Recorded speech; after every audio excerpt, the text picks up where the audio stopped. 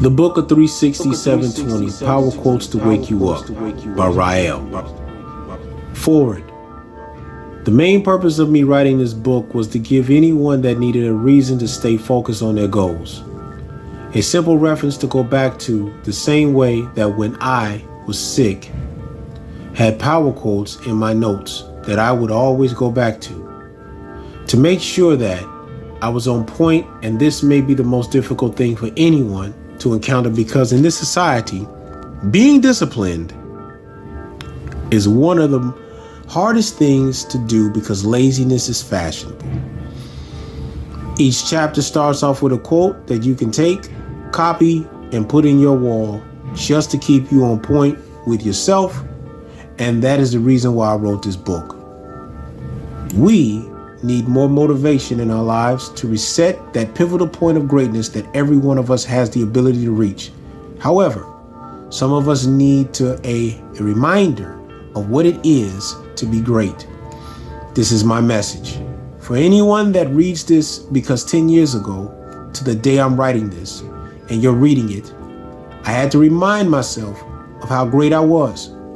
I was going through a divorce and financial issues and losing the store that I basically bled to get. Even though you may have messed up in life, you can still get back up and accomplish whatever you wish in life. I don't care if you're broke or nearly as homeless as I was, or seeing the person that you were in love with other interests other than you, or seeing the business that you wanted to manifest into something beautiful get swept from you, or even seeing yourself on the floor with blood coming from everywhere, out of you, crawling to the doorway so that you can be brought into an ambulance, into a hospital, to find out 2 weeks later you had something that too many of us have died from, and that's cancer, and still come back stronger from all of this.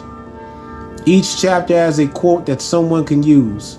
Each chapter has examples that you can go back to and reread until it's subconsciously embedded in you. But the goal is to give you a reason to push further, steadfast, and remember your divine purpose. And as I said many times before, I command you to be great. I command you to be prosperous. I command you to be greater today than you were yesterday. This is dedicated to not only my parents, grandparents, and those before them, but for everyone that loved me enough to tell me the truth. Some who are here and some who are no longer here. I hope once you finish reading this, that it gives you motivation, that gives you inspiration, and it keeps you dedicated to never giving up on yourself. And lastly, put some fire on that ass. The concept of 36720 is based upon how the universe mathematically gets things done. The term has been said in many different ways, such as the law of karma, or as above, so below, yin, yang, and the biblical quote, do unto others as you want them to do unto you. I speak of these words and numbers because they both end in numerical numbers of 9, which represents birth. For in this book, I hope to give birth to something in you that was always there, and that is the spark of life that energizes everything in the universe. So on that note, I say, let the journey begin.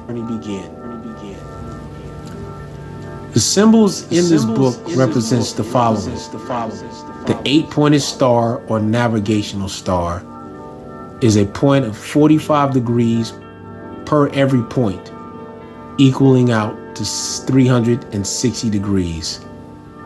45 times 8. 360, 3 and 6, 9. 9 represents birth.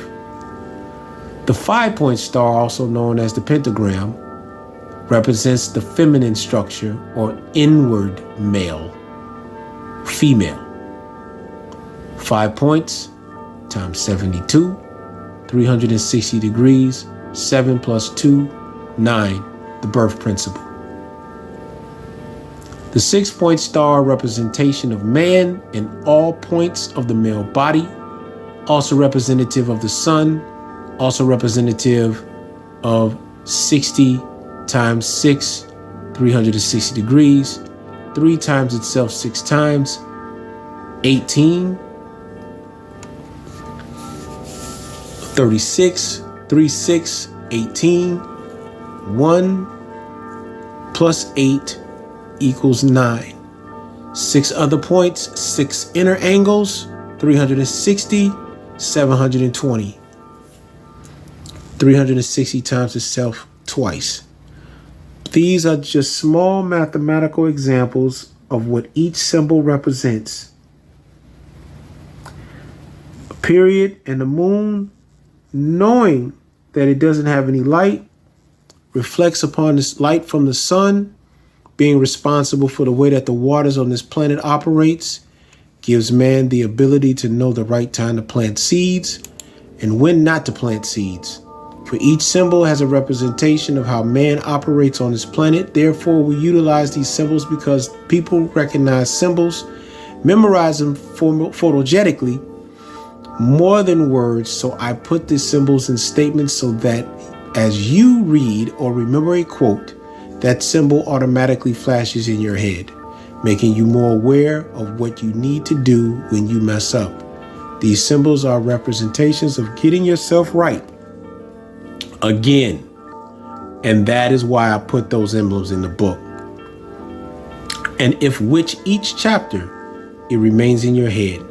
In this way, subconsciously gets you correct in your ways and actions. I hope you get the lessons from this book as you begin to elevate higher.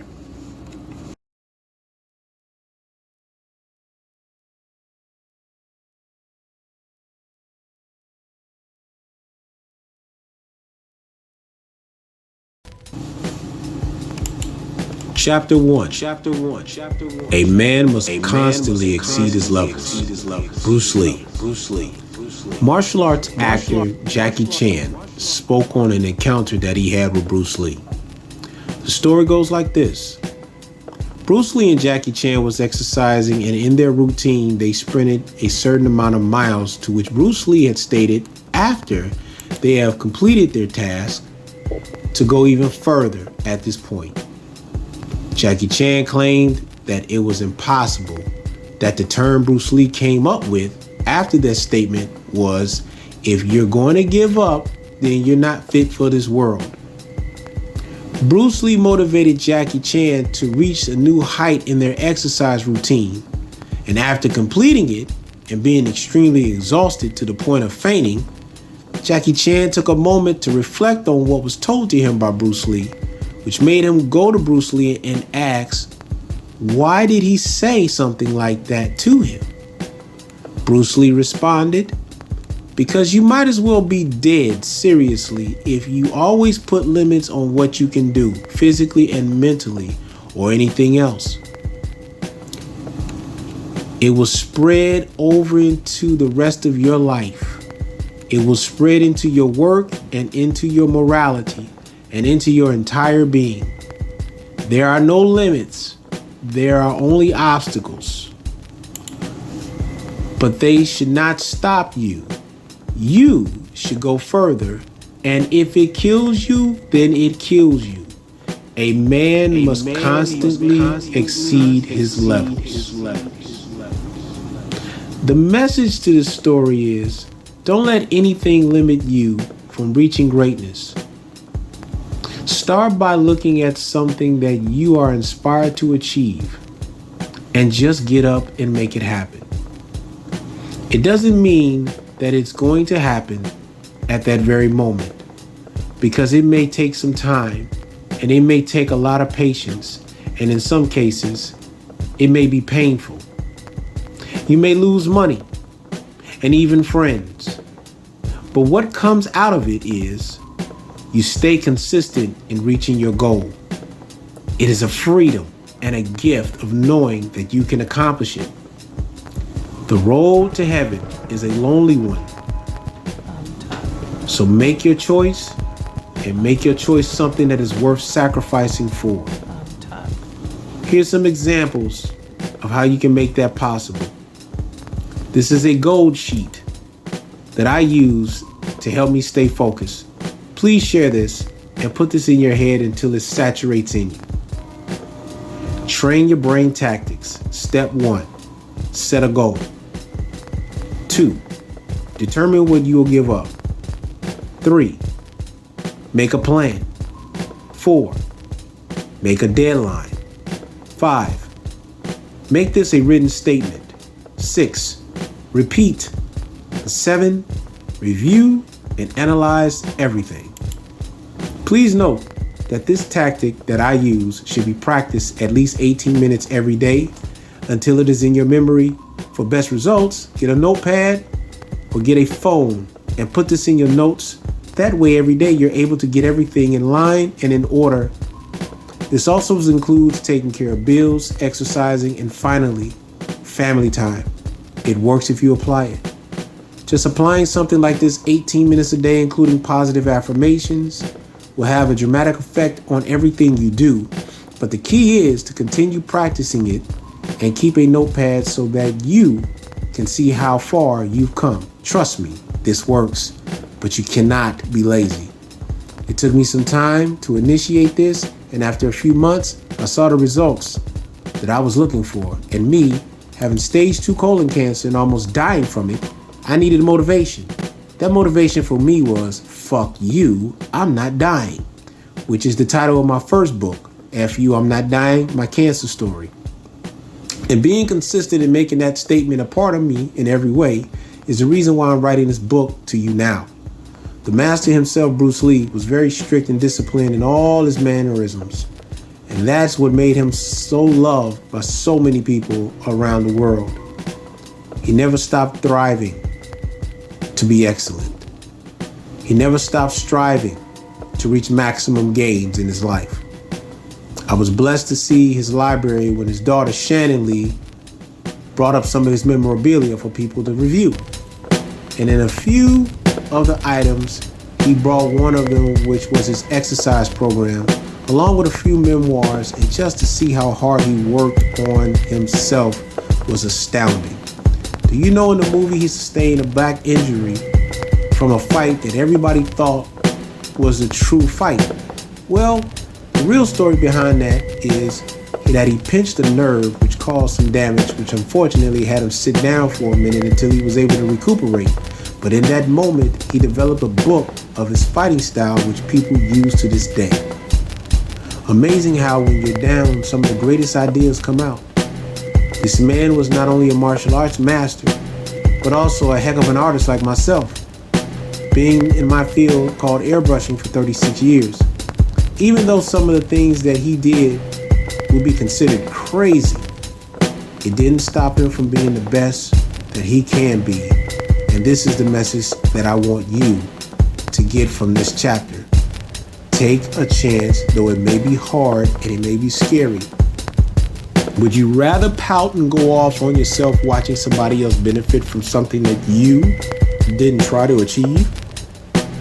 Or would you sit knowing that you did it and the results you were looking for actually came to be?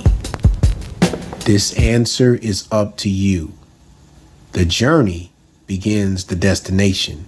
Is the least of the gifts the final result, but the journey is the teacher.